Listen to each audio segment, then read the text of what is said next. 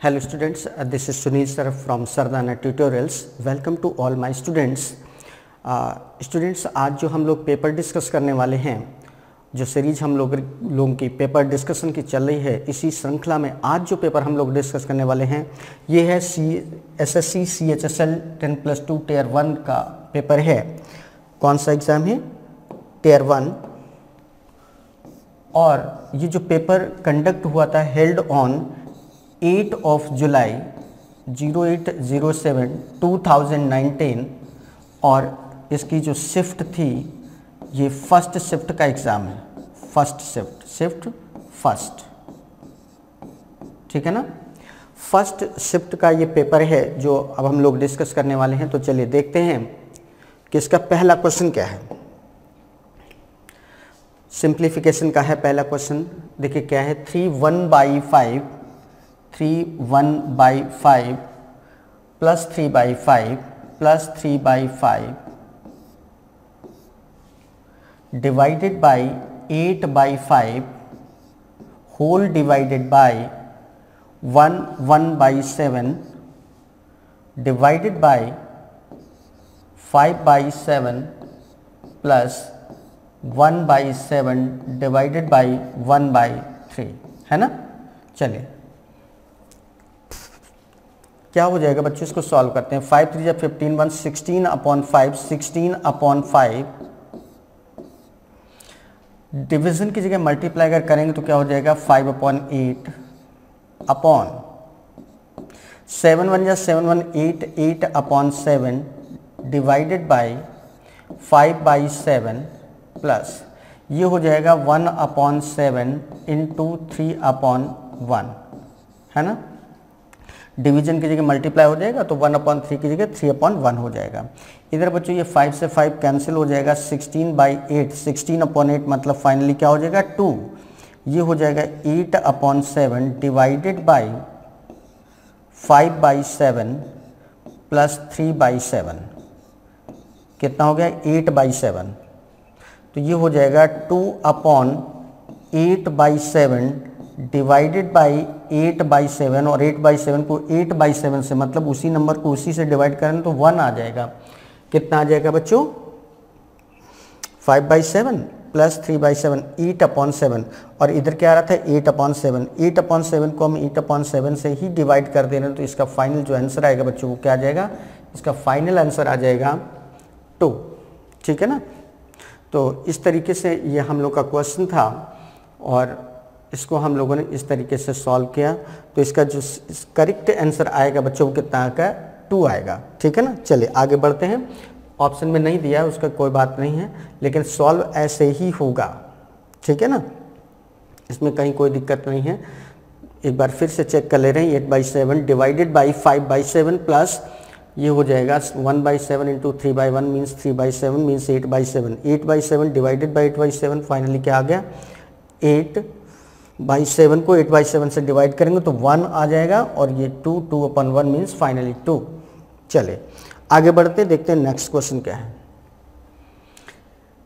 If each side of a rectangle is increased by 22% then its area will increased by। यदि किसी आयत की प्रत्येक भुजा को 22% बढ़ा दिया जाए तो इसके क्षेत्रफल में क्या वृद्धि होगी। तो देखिए आयत में 2 भुजाएं होती हैं, लंबाई और चौड़ाई। अगर इसको ट्रेडिशनल करेंगे तो लंबाई अलग लेके चलनी पड़ेगी, चौड़ाई अलग लेके चलनी पड़ेगी। हम लंबाई को कुछ लेट करेंगे, कुछ चौड़ाई को लेट करेंगे, फिर ऐसे सॉल्व करेंगे तो लेंदी हो जाएगी। तो एक काम करते हैं, जब भी ऐसा क्वेश्चन हो तो देखिए लंबाई को भी 22% बढ़ाया गया और चौड़ाई को, प्रत्येक भुजा का मतलब है हर भुजा को, लंबाई वाली भुजा को चौड़ाई वाली भुजा को, तो 22 प्लस 22 भाई लंबाई के रेफरेंस में 22, चौड़ाई में भी 22, तो 22 प्लस 22 दोनों नंबर प्लस की तो बीच में प्लस, फिर दोनों का मल्टीप्लाई कर देंगे तो 22 इंटू 22/100, है ना। कितना हो जाएगा 22 प्लस 22 दैट इज 44 प्लस ये 484 अपॉन कितना हो जाएगा बच्चों 100। 484/100 तो कितना हो गया 44 प्लस 4.84 तो फाइनली कितना हो जाएगा 44 एंड 4 48.84, है ना। इतने परसेंट की ओवरऑल वृद्धि कितनी हो जाएगी बच्चों 48.84 और जो कि ऑप्शन नंबर डी दिया है। तो इस तरीके से बच्चों इस क्वेश्चन का जो आंसर आएगा वो ऑप्शन नंबर डी होगा। क्या किया गया है, देखिए 22% बढ़ोतरी हो रही थी हर साइड में, तो 2 एक्सिस होती हैं रेक्टेंगल में, एक्स एंड वाई एक्सिस, तो 22 एंड 22 कर दिया, प्लस दोनों का मल्टीप्लाई डिवाइडेड बाय 100। तो इस तरीके से इसका आंसर क्या आ गया।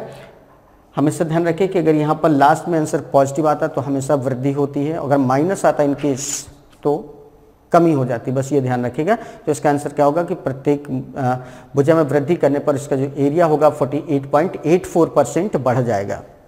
नेक्स्ट क्वेश्चन देखते हैं क्या है। If cos x equal -1/2 and pi is less than 2, x is less than 2, 3π/2 means x की जो वैल्यू है वो पाई मतलब 180 डिग्री से ज़्यादा है एंड 3π/2 मीन्स 270 से कम है। मीन्स जो x की वैल्यू है 180 डिग्री से 270 डिग्री के बीच में है। तो कह रहा है 2 tan square x minus 3 cos square x की वैल्यू क्या होगी। तो देखिए cos x इक्वल क्या दिया है बच्चों, cos x इक्वल दिया -1/2। cos में 1/2 वैल्यू किसकी होती है 60 की, तो माइनस का cos 60 लिख गया और माइनस का cos थीटा इक्वल क्या होता है cos 180 प्लस थीटा। तो ये हो जाएगा cos 180 प्लस 60, कितना हो गया 180 प्लस 60 मीन्स cos 240 डिग्री, कितना हो गया 240 डिग्री। तो यहाँ से x की वैल्यू बच्चों क्या आ जाएगी, x की वैल्यू आ जाएगी 240 डिग्री और x की वैल्यू अगर 240 डिग्री आ गई तो पूछ रहा है 2 tan स्क्वायर x देन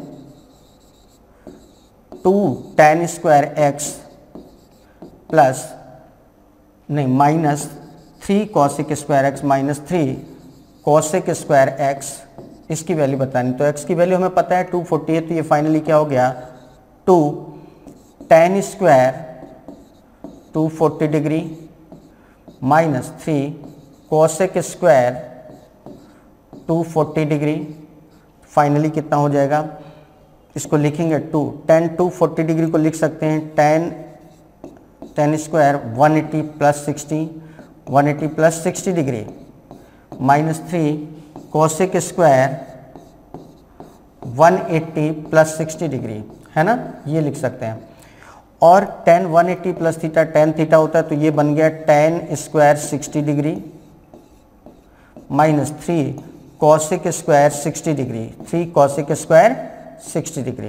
अब सबकी वैल्यू रखेंगे, cosec ये माइनस माइनस क्या हो जाता है प्लस, क्यों क्योंकि cosec 180 प्लस थीटा माइनस का cosec थीटा होता है, तो माइनस माइनस क्या बन जाएगा प्लस।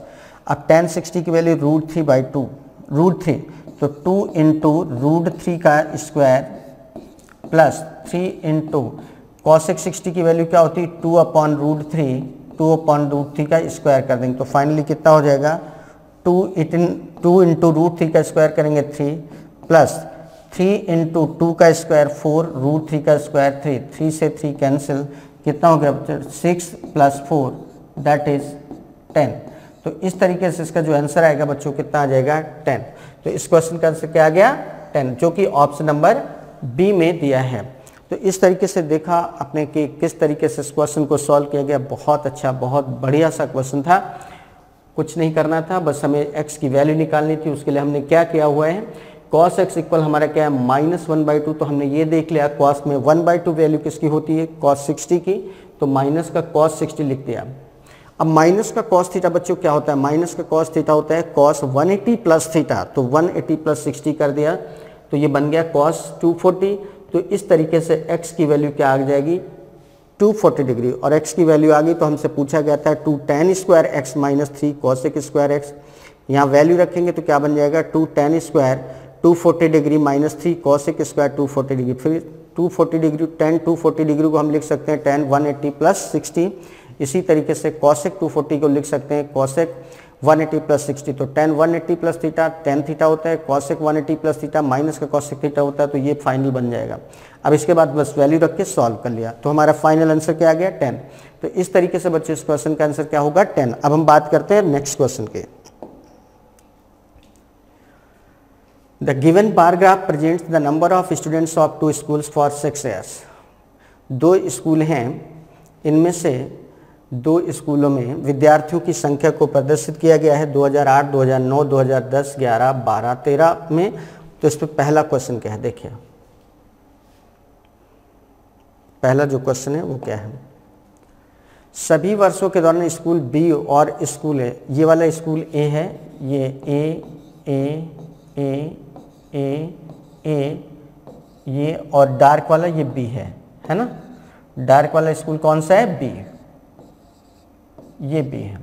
तो चलिए, सभी वर्षों के दौरान स्कूल बी और स्कूल ए के कुल विद्यार्थियों की संख्या का अनुपात क्या है। तो ए वाले सभी जोड़ लो और सभी बी वाले जोड़ लो। तो पहले बी की बात कर रहे हैं, तो बी वाले देखो कितना है, एक जगह 550 है, फिर दूसरी जगह कितना है बच्चों 820 है, फिर क्या है 600 है, फिर कितना है 750, 500 और फिर लास्ट में कितना है बच्चों, लास्ट में कितना है 480। तो स्कूल बी वाले आ गए, सभी को ऐड करेंगे तो कितना हो जाएगा 5, 5, 2, 7, 7, 5, 12, 12, 8, 20 मीन्स 02, 5, 2, 7, 7, 8, 15, 15, 6, 21, 7, 28, 28 and 5, 33 and 4, 37, 3700। तो ये स्कूल बी में आ गया। अब हम बात करते हैं स्कूल ए में टोटल कितने हैं। देखिए पहला कितना दिया है 640, फिर दिया है 800, फिर कितना दिया है 500, फिर दिया है 700, 900, 700, 900 और लास्ट में कितना दिया है 750। सभी को ऐड करेंगे कितना हो जाएगा 0, 4, 4, 4, 4, 5, 9, 6, 8, 14, 5, 19, 7, 26, 26 and 9, 35 and 7, 42। तो स्कूल ए में टोटल इतने हैं, स्कूल इसमें इतने हैं। तो अनुपात बताना है, तो देखिए अनुपात क्या हो जाएगा 3700 रेशियो 4:90। एक जीरो से बच्चों एक जीरो कैंसिल, तो रिक्वायर्ड रेशियो क्या आ जाएगा 370 रेशियो 429, जो कि ऑप्शन नंबर ए में दिया है। तो इस तरीके से इस क्वेश्चन का आंसर क्या हो जाएगा option number A. Next question देखते हैं क्या है। फिर से वही चीज, ये स्कूल ए है, ए और ये है बी। क्लियर। तो देखिए पढ़िए क्वेश्चन। 6 वर्षों की अवधि के दौरान स्कूल बी के विद्यार्थियों की औसत संख्या कितनी है। स्कूल बी के विद्यार्थियों की औसत संख्या, स्कूल बी के विद्यार्थियों की औसत संख्या, तो स्कूल बी वाला सभी ऐड कर दो तो कितना दिया है 550, 820, 600, 750, 500, 750, 500 और ये 480। सभी को ऐड करेंगे कितना हो गया 0, 5, 2, 7, 5, 12, 8, 22, 5, 2, 7, 8, 15, 6, 21, 7, 28, 5, 30, 3700। ये आ गया। तो औसत संख्या बतानी है, तो 3700 को बच्चों में क्या करना है, 6 हैं, 1, 2, 3, 4, 5, 6 से डिवाइड कर देंगे, कितना आ जाएगा 6, 6 या 36, 1 बचेगा, 6, 1 या 6, 4 बचेगा, 6, 6 या 36, 6 या 36.6, तो कितना आ गया 616.6 और 616.6 बच्चों कहाँ पर आंसर दिया ऑप्शन नंबर बी। तो इस तरीके से इस क्वेश्चन का जो आंसर आएगा बच्चों क्या होगा ऑप्शन नंबर बी। क्लियर है 616.6। नेक्स्ट क्वेश्चन देखते हैं। In which year the percentage increase in students in school B is the highest in comparison to the previous year? किस वर्ष में दोनों स्कूलों के विद्यार्थियों की संख्या का निरपेक्ष अंतर सबसे अधिक है। यहाँ इंग्लिश में क्वेश्चन दूसरा है, हिंदी में दूसरा है। तो इंग्लिश वालों को बेस करके अगर देखें तो स्कूल बी में सबसे ज़्यादा परसेंटेज जो चेंज है वो कहाँ पर है। देखिए स्कूल बी ये डार्क वाला है, तो 550 से 820 हो रहा है, 550 से 820, तो कितना बढ़ा ये 270 बढ़ा है ना। ये यहाँ पे तो घट रहे हैं, यहाँ पे बढ़ रहा है 600 से 750 हो रहे हैं, यहाँ पे फिर से घट रहे हैं और यहाँ पर घट रहा है। तो सबसे ज़्यादा जो बढ़ोतरी हो रही है वो बच्चों कहाँ पर हो रही है 600 से 750, तो कितना बढ़ गया 150 बढ़ा। 150 कितना होता है 600 का 25% होता है, जबकि यहाँ पर अगर हम बढ़ोतरी देखेंगे तो ये बढ़ोतरी लगभग 50% के आसपास आ रही है। तो इस तरीके से इसका आंसर क्या जाएगा 2000 2009। यहाँ पर 50% की वृद्धि हो रही, तो इसका आंसर क्या होगा 2009, जो कि ऑप्शन नंबर सी में दिया है। A dealer buys an article marked at ₹20,000 with two successive discounts of 20% and 5%. He spends ₹1,000 for its repair and sells it for ₹20,000. What is his profit or loss %?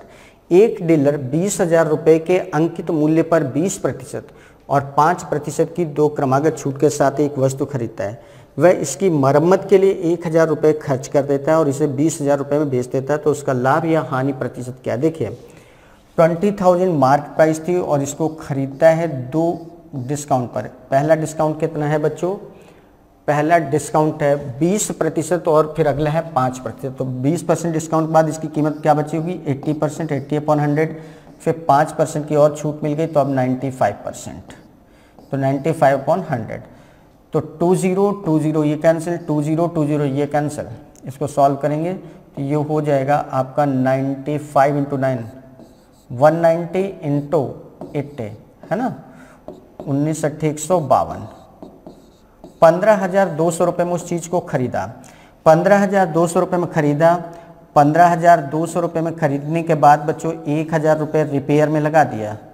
1,000 रुपये repair में लगा दिया, तो कुल इसका पैसा कितना खर्च हो गया? 16,200। 16,200 रुपये खर्च हुआ और 20,000 रुपये में बेच दिया, तो प्रॉफिट कितने का लिया? प्रॉफिट कितना हुआ? प्रॉफिट हो गया 20,000 उसको मिल रहे हैं कितने के बाद? 16,200 के बाद। तो 16,200 इसमें क्या कर देंगे? माइनस। तो प्रॉफिट कितना आ जाएगा? 10 में से 2 8 और यहाँ पर 3, 3,800 रुपीज़ का प्रॉफिट हो रहा है। 3,800 का प्रॉफिट हो रहा है कितने पर? 3,800 का प्रॉफिट हो रहा है कितने पर बच्चों? कॉस्ट प्राइस क्या है? 16,200 रुपये। 16,200 इंटू क्या कर देंगे? 100 है ना। इसको सॉल्व करेंगे तो 162 से 3,800 को डिवाइड करेंगे, तो 162 से डिवाइड करना है हमको। किसको? 162 से डिवाइड करना है 3,800। कितना आ जाएगा? 16 दूनी 32, 2 दूना 4, 16 दूनी 32, 10 में से 4 6, 8 में से 2 6 0, 16 चौको 64, 4 बार चला जाएगा। 4 दूनी 8, 16 चौको 64 है ना। कितना बचा? 12। पॉइंट लगा देंगे 0.0, तो कितना? 24% के आसपास आ जाएगा। और 24% के आसपास यहाँ पर कोई आंसर नहीं दिया है, तो कितना हो जाएगा? 24 में अगर हम देखें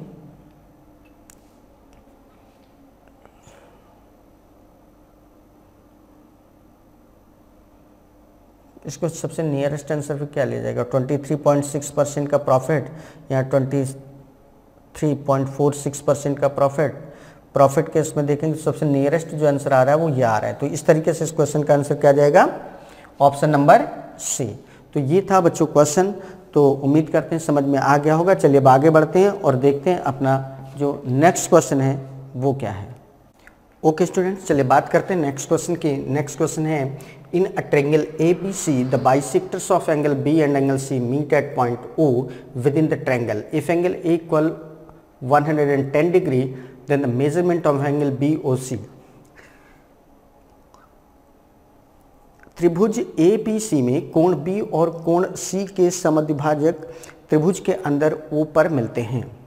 यदि कोण A बराबर 110 डिग्री हो तो कोण BOC की माप क्या होगी? चल देते हैं। ये क्वेश्चन है आपका। ये एक ट्रायंगल है बच्चों ABC, A B और ये C। क्लियर है? इस कोण का जो एंगल बाइसेक्टर है वो ये जा रहा है, इस कोण का जो एंगल बाइसेक्टर है वो ये जा रहा है। इस तरीके से यहाँ पर O पर मिल गए, तो यहाँ पर जो कोण बनता है ये एंगल BOC थ्योरम के अकॉर्डिंग क्या होता है? एंगल BOC इक्वल होता है 90 डिग्री प्लस एंगल A/2। यहाँ पर ये एंगल कितना दिया है? 110 डिग्री, 110 डिग्री। तो कितना हो जाएगा? एंगल BOC इक्वल हो जाएगा 90 डिग्री प्लस 110 डिग्री बटे 2, तो 90 डिग्री प्लस 55 डिग्री फाइनली कितना हो गया 145 डिग्री। तो इस तरीके से बच्चों एंगल BOC की जो वैल्यू आएगी 145 डिग्री, और 145 डिग्री आप देखो कहाँ पर आंसर आ रहे हैं, ऑप्शन नंबर सी में। तो इस तरीके से इस क्वेश्चन का आंसर बच्चों क्या हो जाएगा 145 डिग्री। Got it. बहुत सिंपल सा क्वेश्चन था, बहुत आसान सा क्वेश्चन था कि जब भी कोई ट्रायंगल में दो एंगल के बाइसेक्टर्स को आगे बढ़ाया जाता है तो वो कहीं ना कहीं जाकर मिलते हैं, तो उस मिलने वाले पॉइंट पर बनने वाला कोण जो होता है ये होता है 90 डिग्री प्लस जो तीसरा एंगल बचता है उसका आधा उसमें ऐड कर दिया जाता है। जैसे यहाँ पर B और C का बाइसेक्टर लिया गया तो एंगल A बच जाएगा, तो 90 में एंगल A/2 ऐड कर देंगे। ठीक है, इस तरीके से इस क्वेश्चन को सॉल्व किया गया। देखते हैं नेक्स्ट क्वेश्चन क्या है। If x minus 8 cube plus 2x plus 16 cube plus 2x minus 13 cube equal 3, x minus 8, 2x plus 16, 2x minus 13, then what is the value of x? देखिए बच्चों दिया है x minus 8 का क्यूब प्लस 2x plus 16 का cube, 2x plus 16 का cube plus 2x minus 13 का cube, 2x minus 13 का cube equal 3x minus 8, 2x plus 16, 2x minus 13, है ना। अगर थोड़ी देर के लिए इसको a मान लें, इसको b मान लें, इसको c मान लें, तो ये क्या बन रहा है a cube plus b cube plus c cube equal 3abc। Means यहाँ पर जो फॉर्मेट फॉलो हो रहा है ये हो रहा है a cube plus b cube plus C cube equal 3abc। और बच्चों a cube plus b cube plus C cube equal 3abc केवल एक ही कंडीशन में पॉसिबल होता है, कब? जब a plus b plus C equal क्या होता है 0, when a plus b plus C equal क्या होता है 0। मीन्स ये जो चीज़ है ये तभी फॉलो होगी जब क्या होगा a plus b plus C equal 0। तो डेफिनेटली यहाँ पर a plus b plus C क्या हो 0, तो 0 कर दो। a मतलब क्या है x माइनस 8 प्लस b मतलब क्या है 2x प्लस 16 प्लस c मतलब क्या है 2x माइनस 13 इक्वल 0। x और 2x 3x plus 2 5x minus 8 plus 16 तो प्लस का 8 हो गया प्लस 8 माइनस 13 माइनस का 5 हो गया इक्वल क्या हो गया 0। तो 5x माइनस 5 इक्वल 0, तो 5x की वैल्यू बच्चों क्या हो गई 5, तो x की वैल्यू क्या हो जाएगी 1, और अगर x की वैल्यू 1 है तो हमारा आंसर कौन सा सही हो जाएगा, ऑप्शन नंबर सी। तो इस तरीके से देखा आपने कि कितने शानदार तरीके से, कितना सिंपल तरीके से क्वेश्चन हम लोग का सॉल्व हुआ और आंसर क्या आ गया x इक्वल 1। बस सिंपल सी बात दिमाग में रखनी थी कि a cube plus b cube plus c cube equal 3abc तभी फॉलो होता है या तभी ये चीज़ बन के आती है जब a plus b plus C equal क्या होगा 0 होगा। तो बस हमें a plus b plus C equal 0 कर देना था। a का मतलब था x माइनस 8, b का मतलब था 2x प्लस 16 और c का मतलब था 2x माइनस 13। इस तरीके से बस a plus b plus C equal क्या कर दिया गया 0 कर दिया गया, तो हमारा आंसर आ गया। ठीक है ना बच्चों, तो चलिए आगे बढ़ते हैं, देखते हैं अपना नेक्स्ट क्वेश्चन क्या है। There are two circles of radii 5 cm and 3 cm respectively. The distance between their centers is 10 cm. The length of transverse common tangent. दो वृत्त हैं जिनकी त्रिज्याएं क्रमशः 5 सेंटीमीटर और 3 सेंटीमीटर हैं, उनके बीच केंद्रों के बीच की दूरी 10 सेंटीमीटर। तो अनुप्रस्थ उभयनिष्ठ स्पर्श रेखा की लंबाई क्या है? ठीक है, तो एक ये वृत्त है बच्चों जिसकी त्रिज्या 3 सेंटीमीटर है, एक ये वृत्त है जिसकी त्रिज्या क्या है 3 सेंटीमीटर। इसकी रेडियस क्या है 5 सेंटीमीटर, 5 सेंटीमीटर है ना। इसकी रेडियस क्या है 3 सेंटीमीटर, 3 सेंटीमीटर। उभयनिष्ठ स्पर्श रेखा कुछ ऐसे होती, इस तरीके से स्पर्श करते हुए ऐसे जाती, ये चीज़ होती है। और इनके केंद्रों के बीच की दूरी, इसका केंद्र है O1, इसका केंद्र है O2। इनके केंद्रों के बीच की दूरी ये जो दिया है ये कितनी दिया है 10 सेंटीमीटर। कितना दिया है 10 सेंटीमीटर। ये पूरी यहाँ से यहाँ तक कितना है बच्चों 10 सेंटीमीटर। तो कह रहा है कि टेंजेंट की लेंथ क्या होगी, टेंजेंट की लेंथ, लेंथ ऑफ टेंजेंट। जब ये सिचुएशन होती है तो लेंथ ऑफ टेंजेंट स्पर्श रेखा की जो लंबाई है वो क्या होती है, स्पर्श रेखा की लंबाई होती है बच्चों ये जो स्पर्श रेखा इसकी लंबाई कैसे निकालेंगे, ये 5 सेंटीमीटर तो ये भी क्या होगा 5 सेंटीमीटर, ये 3 सेंटीमीटर तो ये भी क्या होगा 3 सेंटीमीटर। इस स्पर्श रेखा की मतलब ए बी की लंबाई अगर हम निकालें तो स्पर्श रेखा length of tangent A B equal क्या हो जाएगा, ये होता है अंडर रूट O1 O2 मतलब दोनों सेंटर्स O1 O2 का square minus R1 plus R2 का स्क्वायर, R1 प्लस R2 का स्क्वायर। O1 O2 कितना दिया है बच्चों, O1 O2 यहाँ से यहाँ तक की डिस्टेंस कितनी है 10, तो 10 का स्क्वायर हो गया minus R1 plus R2, R1 मतलब रेडियस पहले सर्किल की कितनी है 5, ये हो गया 5, ये हो गया 3, 5 प्लस 3 का स्क्वायर कितना हो जाएगा अंडर रूट 10 का स्क्वायर 100 माइनस 8 का स्क्वायर 64, फाइनली कितना हो गया अंडर रूट 36, और अंडर रूट 36 का मतलब क्या होता है 6 सेंटीमीटर। मीन्स जो टेंजेंट है ए बी, जो टेंजेंट है स्पर्श रेखा है, इसकी जो लंबाई होगी वो क्या होगी 6 सेंटीमीटर, और 6 सेंटीमीटर बच्चों कहाँ पर दिया है ऑप्शन नंबर बी में। तो इस तरीके से इस क्वेश्चन का आंसर क्या आ जाएगा ऑप्शन नंबर बी, ठीक है ना। बहुत सिंपल सा क्वेश्चन था, बस आपको ये फार्मूला याद रखना था कि जब भी ये सिचुएशन हो, एक सर्किल हो दूसरा सर्किल हो और कोई स्पर्श रेखा इस तरीके से अनुप्रस्थ स्थिति में जा रही हो जो दोनों को स्पर्श करते हुए जाती है, तो ऐसे में लेंथ ऑफ टेंजेंट इस स्पर्श रेखा की जो लंबाई होती है ये होती है अंडर रूट O1 O2 या C1 C2 भी कभी लिखा होता है। भाई एक सर्किल का सेंटर C1 है दूसरे का C2 है तो C1 C2 भी आप लिख सकते हैं, तो C1 C2 लिखो या O1 O2 लिखो माइनस R1 प्लस R2 का स्क्वायर, जहां पर R1 एक सर्किल की रेडियस है, R2 दूसरे सर्किल की रेडियस है, और इसके बाद बस वैल्यू रख के सॉल्व कर लेना, आपका आंसर आ जाएगा, ठीक है ना। चलिए आगे बढ़ते हैं, देखते हैं नेक्स्ट क्वेश्चन।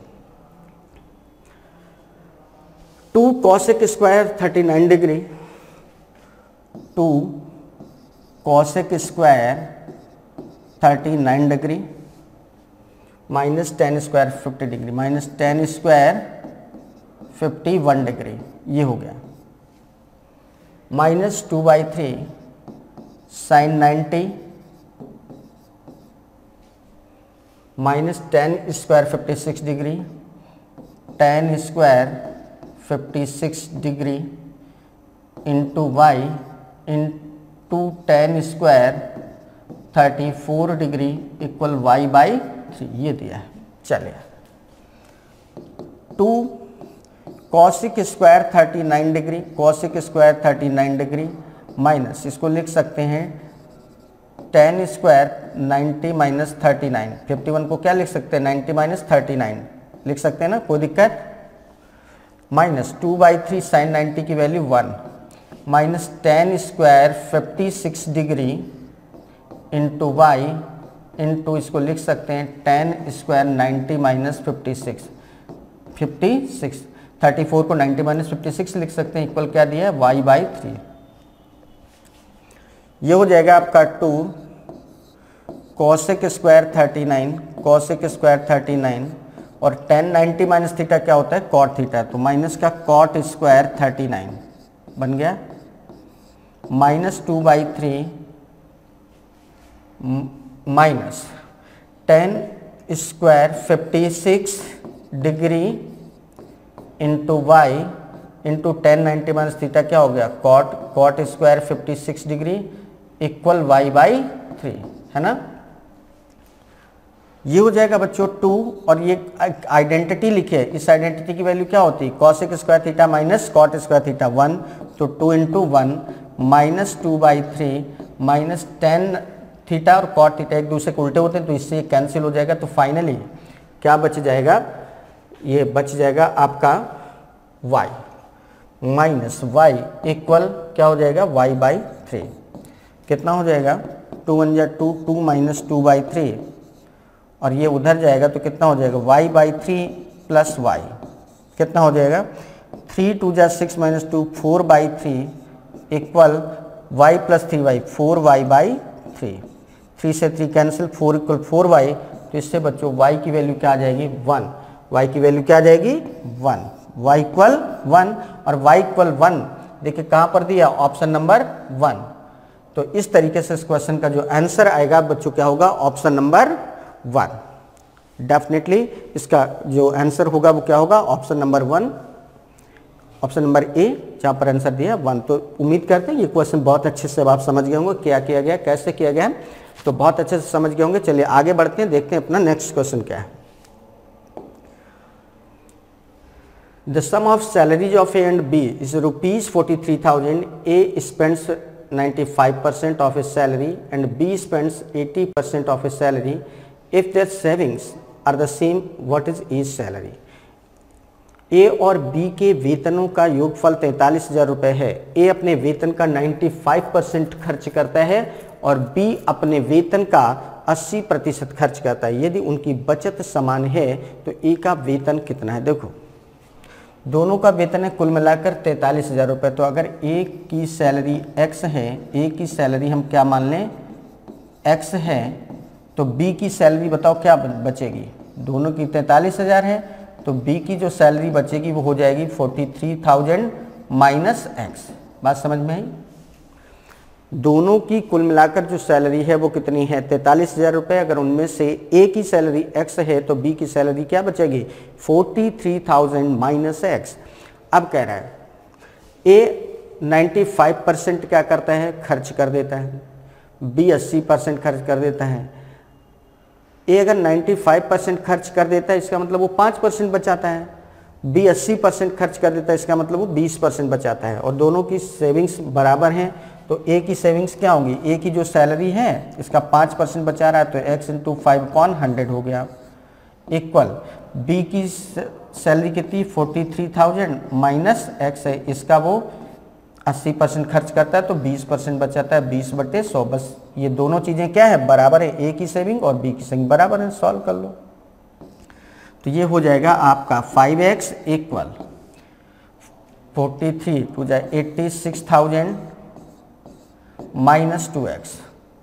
बच्चों ये उधर जाएगा तो क्या हो जाएगा? प्लस का 7x हो जाएगा इक्वल 86,000, है ना? ये तो होगा। तो B अपने वेतन का सी, यदि उनकी बचत समान है, बचत समान कर दी तो 7x इक्वल कितना आ गया? 86,000। ठीक है, तो क्या बोल रहा था?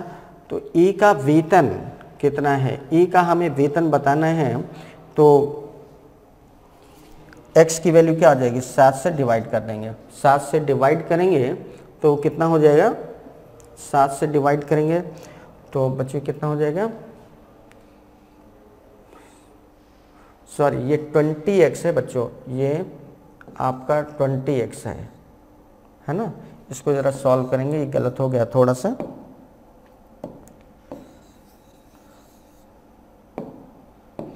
फाइव एक्स इक्वल मल्टीप्लाई करेंगे तो ये आ जाएगा 8,60,000 माइनस 20x। बच्चों ये इधर करेंगे तो 25x इक्वल कितना आ जाएगा? 8,60,000 हो गया। तो x की वैल्यू क्या आ जाएगी? 25 से डिवाइड करो, 25 या 75, 11 बचेगा। 11 का मतलब हो गया 110, तो 25 चौको 100, फिर 25 चौको 100, 34,400। तो x की वैल्यू क्या आ जाएगी? 34,400। और x ही क्या है? A की सैलरी है और यही हमसे पूछा गया। तो A की सैलरी बच्चों कितनी आ जाएगी? 34,400 रुपये, जो कि ऑप्शन नंबर डी में दिया है। क्लियर है? समझ गए क्या था? A की सैलरी हमने x ली है, B की सैलरी हो जाएगी 43,000 माइनस x, क्योंकि दोनों की कुल मिलाकर 43,000 थी। तो कह रहा है A 95% अपनी सैलरी का खर्च करता है, तो जाहिर सी बात इसकी बचत कितनी होगी? 95 अगर कोई खर्च कर दे रहा है तो जो भी उसकी सैलरी उसका 5% बचेगा, तो x का 5%। और B अपनी सैलरी का 80% खर्च कर देता है तो इसकी बचत क्या होगी? जितनी इसकी सैलरी उसका 20%। तो 43,000 माइनस x इंटू 20/100 कर दिया, 100 से 100 कैंसिल, सॉल्व कर लिया। तो इस तरीके से x की वैल्यू आ गई। नेक्स्ट देखते हैं क्वेश्चन क्या है। A person purchased a vehicle for rupees 4,89,828 and sold it for rupees 5,89,828. What is the profit percent he earned on vehicle correct to 2 decimal places? एक व्यक्ति ने 4,89,828 रुपये में एक वाहन खरीदा और 5,89,828 रुपये में बेच दिया। इस वाहन पर उसे कितने प्रतिशत का लाभ प्राप्त हो? देखिए 5,89,000 828 रुपये में बेचा, मतलब सेलिंग प्राइस क्या हो गई ये, और खरीदा कितने में था 4,89,828 रुपये में, 828 रुपये में ये कॉस्ट प्राइस थी, है ना। तो कितने का प्रॉफिट हुआ, इसमें से इसको माइनस कर देंगे, 1 लाख का प्रॉफिट हुआ। अब ये 1 लाख का जो प्रॉफिट हो रहा है कितने पर हो रहा है, प्रॉफिट कॉस्ट प्राइस पर निकालते हैं तो 489,828 इंटू 100 करना है बस, ठीक है ना। देखिए यहाँ पर मोटा मोटा अगर हम अप्रॉक्स 5 लाख लेते तो 1 लाख हो जाता, तो ये 20% आता, बट यहाँ पर 5 लाख से थोड़ा सा कम है, नीचे वाली नंबर थोड़ी सी कम है, तो ये 20 से क्या हो जाएगा, थोड़ा सा आंसर ज़्यादा आ जाएगा। और 20 से थोड़ा सा आंसर ज़्यादा कहाँ पर दिया, ऑप्शन नंबर सी में। तो इस तरीके से हमने जस्टिफाई कर लिया कि इस क्वेश्चन का आंसर जो आएगा वो क्या आ जाएगा, 20.42%, 20.42%। तो पूरा सॉल्व करने से हम लोग बच गए, ठीक है ना। तो इस तरीके से इस क्वेश्चन का जो आंसर आएगा वो कितना आ जाएगा, 20.42%। क्लियर है। चलिए, 2 numbers are in the ratio 3:4. On increasing each of them by 30, the ratio becomes 9:10. The sum of the numbers. दो संख्याएं हैं जिनका अनुपात 3:4 है, प्रत्येक संख्या को 30 बढ़ा दिया जाता है तो ये अनुपात 9:10 हो जाता है। तो देखिए, एक नंबर है बच्चों 3x, तो दूसरी नंबर हमारी क्या होगी 4x, इनका अनुपात क्या होगा 3x/4x। अब दोनों को 30 बढ़ा दिया, इसको भी 30 बढ़ा दिया, इसको भी 30 बढ़ा दिया, तो नया अनुपात क्या हो गया 9:10, 9/10। बस इसको सॉल्व करेंगे तो 10 3 जा 30x प्लस 300 इक्वल 4 9 जा 36x प्लस 39 जा 270 हुआ। अब इसमें से 36x में 30x माइनस कर देंगे तो 6x बचेगा, और 300 में 270 माइनस करेंगे तो 30 बचेगा। तो x की वैल्यू क्या आ गई बच्चों 5, और x की वैल्यू अगर 5 है तो कह रहा है संख्याओं का योगफल क्या होगा। x की वैल्यू हमें पता चल गई, तो संख्याओं का योगफल पूछा गया था। संख्याओं का योगफल क्या होगा, sum of numbers. Sum of numbers क्या होगा बच्चों, सम ऑफ नंबर्स हो जाएगा, दोनों संख्याओं का योगफल क्या होगा 3x प्लस 4x, कितना हो गया 7x, और x की वैल्यू क्या है 5, तो 7 × 5 मीन्स 35। इस तरीके से इस क्वेश्चन का आंसर क्या आएगा 35, जो कि ऑप्शन नंबर ए में दिया है। तो इस क्वेश्चन का आंसर क्या होगा option number A, that is 35। Clear है ना। तो ये था क्वेश्चन। तो चलिए अब बात करते हैं अपने नेक्स्ट क्वेश्चन की और देखते हैं नया क्वेश्चन क्या है।